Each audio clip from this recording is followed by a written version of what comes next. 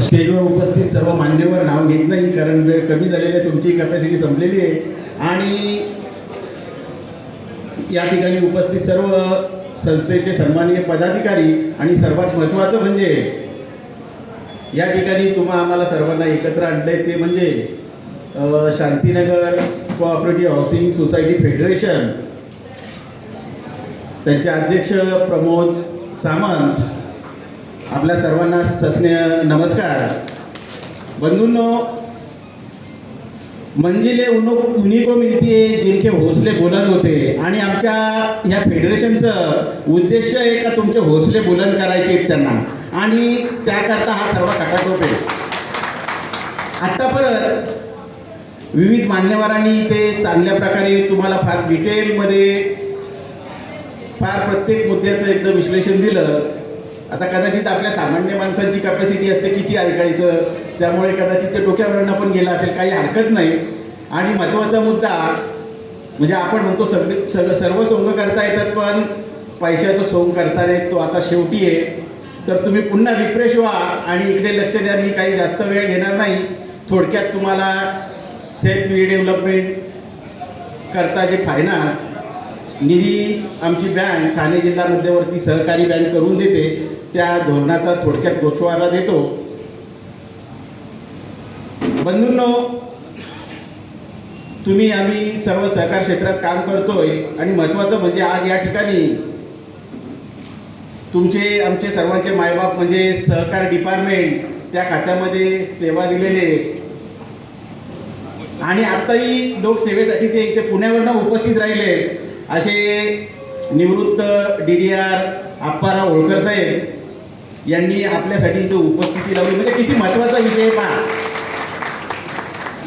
तर मी डायरेक्ट मूळ मुद्द्यावर येतो. शासनाने जसे डायरेक्शन दिलेले साहेबांनी सांगितलं, नोडल एजन्सी MSC बँक वगैरे, त्याप्रमाणे आम्ही स्वयं पुनर्विकास प्रकल्प कर्ज म्हणून ह्या प्रकल्पास फायनान्स करतो. परंतु यामध्ये फक्त स्वयं पुनर्विकास, जसं रेडकर साहेबांनी उल्लेख केला, संस्थेने पूर्ण अधिकार घ्यायचे असतात. त्यांनी PMC नेमा, कॉन्ट्रॅक्ट माफ करा, लिगल, आर्थिक सल्लागार, आणखीन RCC कन्सल्टंट वगैरे जे कोणी असेल ते नेमायचे आणि यांच्याद्वारे पूर्ण काम करून घ्यायचे. म्हणजे विक्रीचे अधिकार सर्व, जसं त्यांनी सांगितलं की मालकी पण संस्थेचीच राहते, विक्रीचे अधिकार पण, आणि सर्वांनी सांगितल्याप्रमाणे तुम्हाला मॅक्झिमम एरियाही मिळतो आणि उरलेले जे नंतरचं प्रॉफिट असतं तो कॉर्पस फंड म्हणजे तुमचं मेंटेनन्समध्ये कॉस्ट कमी होते.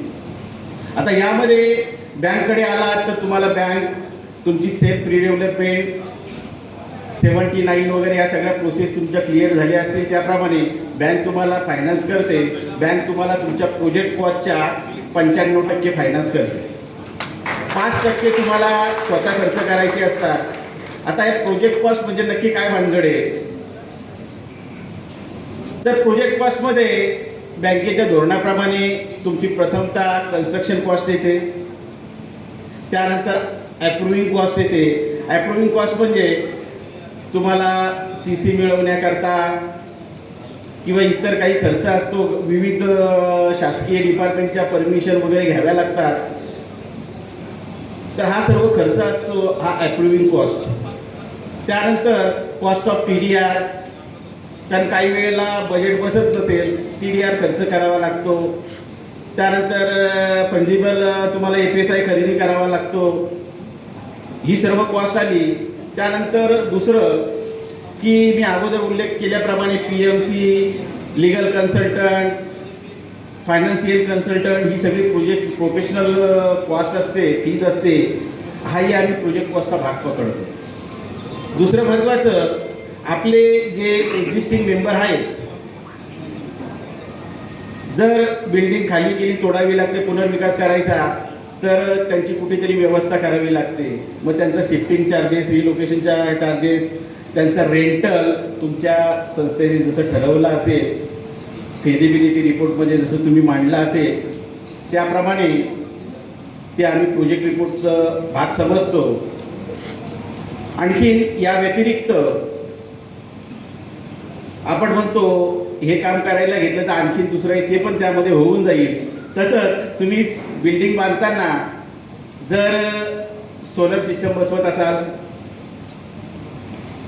सगळ्यात तुम्हाला महत्त्वाचा विषय म्हणजे पाण्याचा रेन हार्वेस्टिंग, ती सिस्टम तुम्ही कार्यान्वित करत असाल, तुम्ही CCTV कॅमेरे बसवत असाल, सुरक्षेच्या दृष्टीने फार महत्त्वाचं असतं. तर हे सर्व आम्ही प्रोजेक्ट कॉस्टचा भाग समजतो.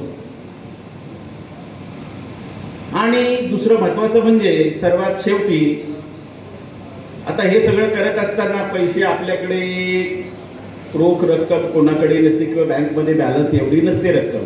मग आपण आता तुम्ही आमच्याकडे येणार, आता हा 95% फायनान्स आम्ही करतोय तुम्हाला, तर 95% तुम्हाला काही व्याज द्यावं लागेल, काही प्रोसेसिंग फीज असते, काही इतर. तर हे सर्व प्रोजेक्ट कॉस्टचा भाग म्हणून समजण्यात येतो. त्यामध्ये तुमचे जे फायनान्शियल कन्सल्टंट कॅश फ्लो वगैरे दाखवतात त्याप्रमाणे ज्यांनी जो कन्सल्टंट ॲप्रॉक्सिमेट केलेला असतो आमच्या बँकेच्या धोरणाप्रमाणे आम्ही 10.5% व्याज चार्ज करतो. काही बँकांनी आता सुरुवात केलेलं आहे सेल्फ रिडेव्हलपमेंट, त्यामध्ये काही ठिकाणी जास्त व्याजदर आहे, काही ठिकाणी कमी असू शकतो. परंतु माझ्या माहितीप्रमाणे आमचा व्याजदर तरी कमी आहे, 10.5% वार्षिक जसे.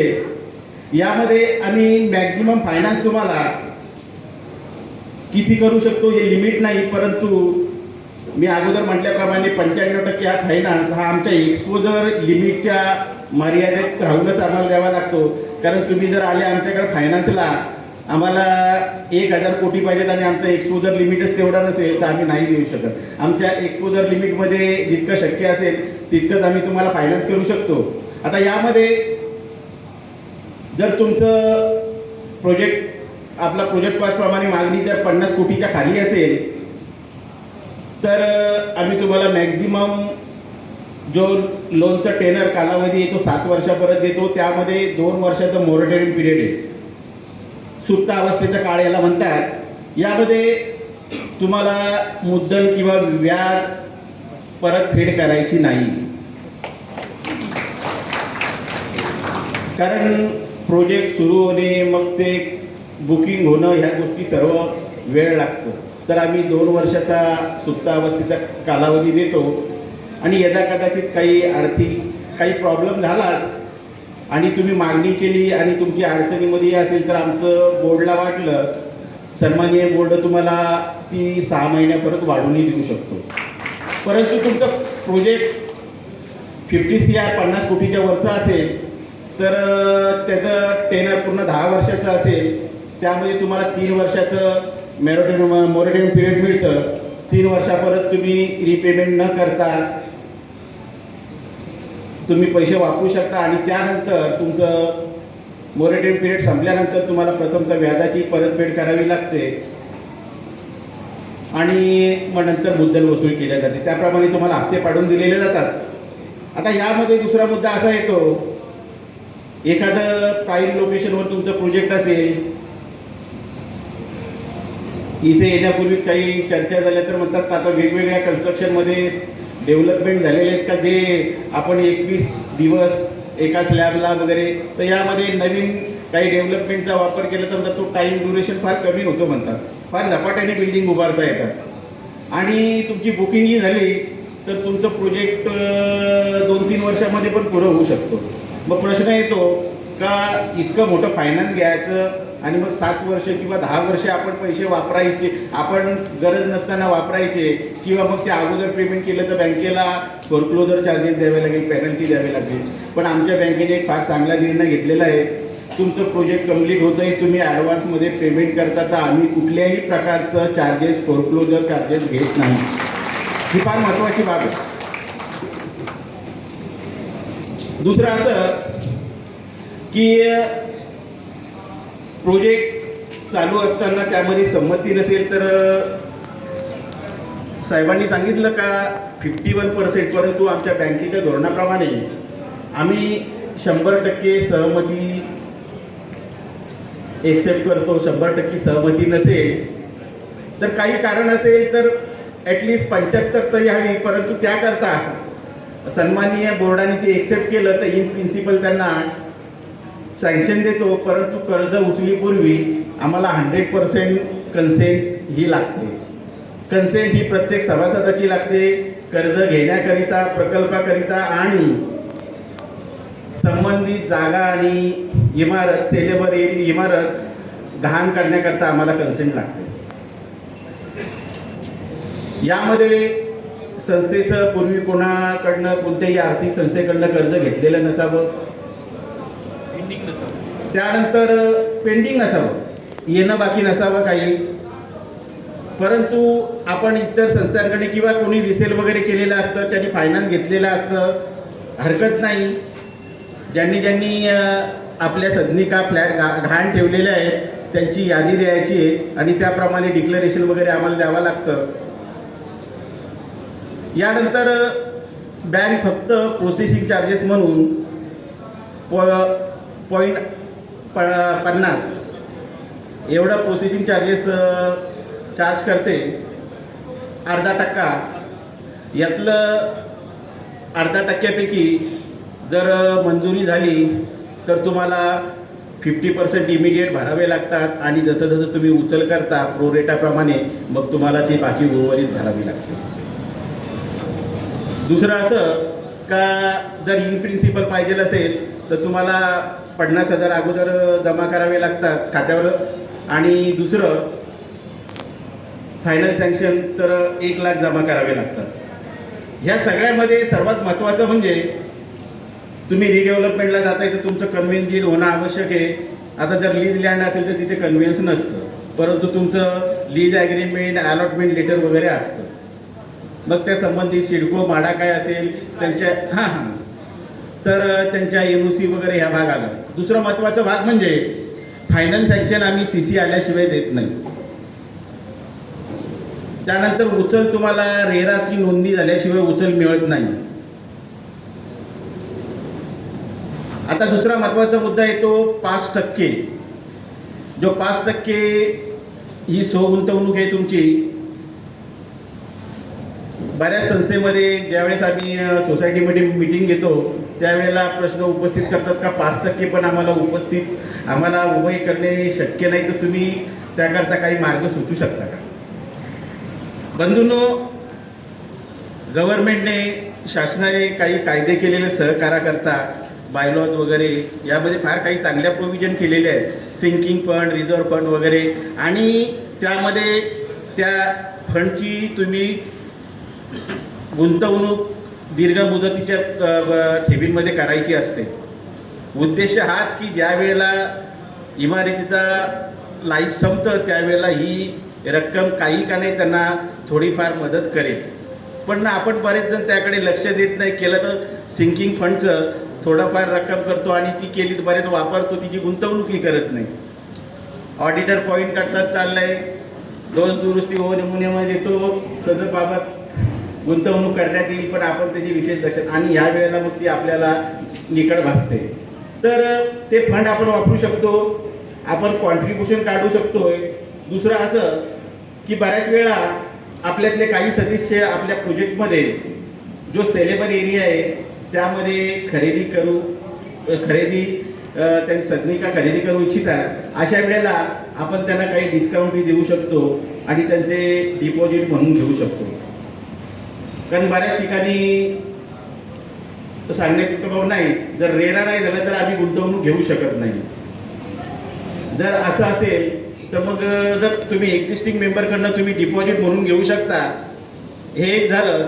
आणि चौथा शेवटचा मार्ग म्हणजे ज्या वेळेला तुम्ही टेंडरिंग करता, कोटेशन मागवताय, त्यामध्ये जर काही अटी टाकल्या, इनिशियल इन्व्हेस्टमेंट करता, कॉन्ट्रॅक्टर करता, तर कॉन्ट्रॅक्टरही तयार होतात.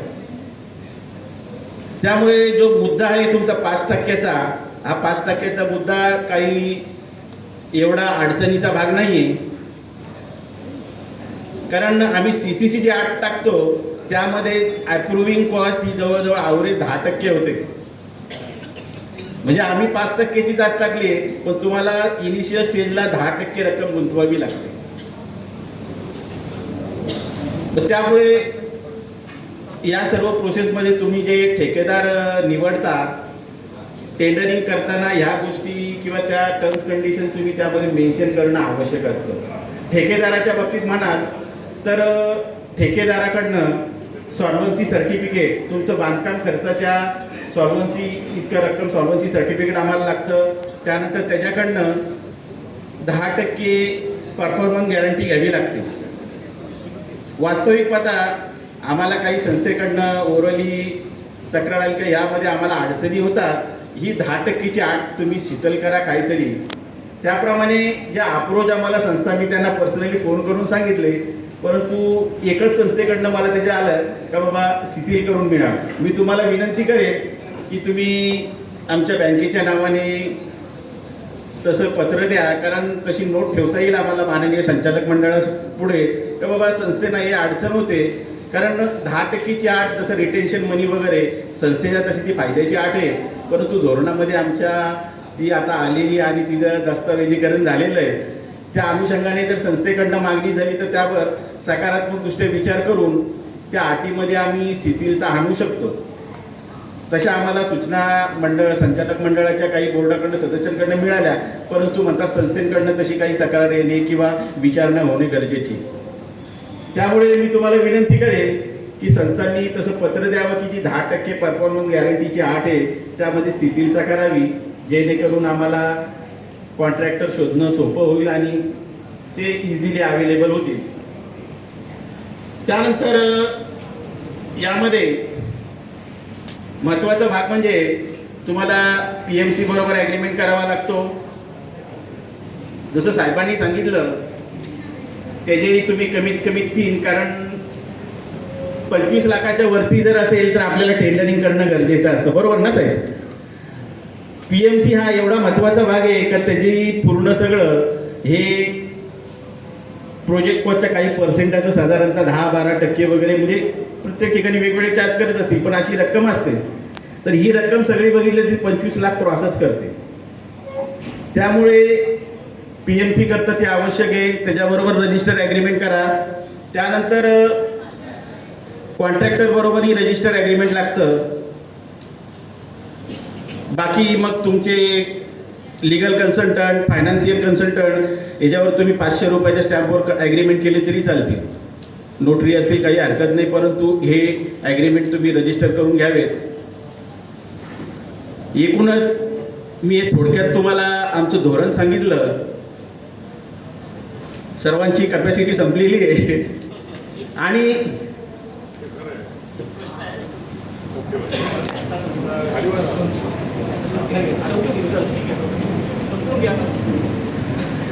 तर या ठिकाणी शांतीनगर मीरा भाईंदर कोऑपरेटिव्ह हाऊसिंग फेडरेशनने या ठिकाणी आम्हाला बँकेला बोलून या ठिकाणी मी उपस्थित आहे. त्यानंतर आमचे सेक्शनचे अधिकारी गणेश पाटील, आमच्या बँकचे अधिकारी शाखा अधिकारी निलेश राऊत हेही उपस्थित आहेत. आम्हाला या ठिकाणी बोलून तुमच्या या कार्यामध्ये या फेडरेशनने आम्हाला सहभागी केलं त्याबद्दल मी त्यांचे आभार मानतो. आणि तुम्ही सर्वांनी शांततेने माझे 2 शब्द ऐकले त्याबद्दल तुमचेही आभार. माझे 2 शब्द संपवतो. जर तुम्हाला सविस्तर माहिती असेल तर कोणी केंद्र कार्यालयाला या, आम्ही सविस्तर माहिती देईल, किंवा तुमच्या संस्थेमध्ये मीटिंग लावा तरी आम्ही येतो. परंतु काय असतं, सुट्टीच्या दिवशी आम्हाला उपस्थित राहणे कठीण असतं. वर्किंग डेला तुम्ही मीटिंग लावा शक्यतो, आम्ही उपस्थित राहून तुम्हाला मार्गदर्शन करतो. पुन्हा सर्वांचे एकदा धन्यवाद.